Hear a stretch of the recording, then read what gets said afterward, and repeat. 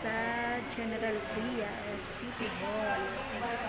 City Hall at General Trias. Nandito tayo sa business one-stop shop. Nag-apply tayo ng mayor's permit ng flight. Actually, follow-up na lang siya. And waiting na lang tayo kung ano yung release, kung ano yung update nila for release.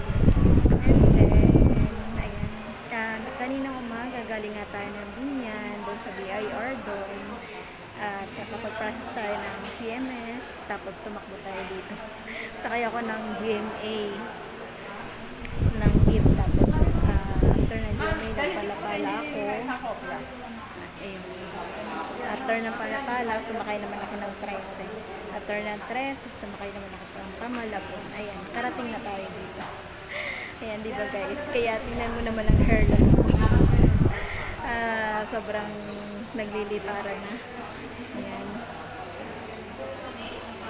Haggard na guys ang hair. Waiting na lang tayo. Marirelease today. Kung marirelease today, thank you. Thanks be to God. At hindi na tayo ulit babalik. Bali, magpipayment na lang tayo ulit. Ayan. At hanggang dyan muna guys. Video ko for today. Thank you so much po sa lagi nyo panonood sa aking videos.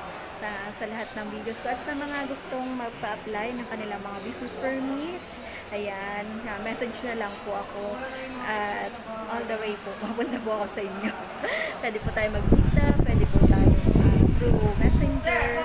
I-submit ko lang po yung inyong mga documents at ako po bahalang magpasok po niyan dito sa ating mga agencies like BIR, City Hall, at sa inyong mga DTI. Ayan, yung SEC nyo.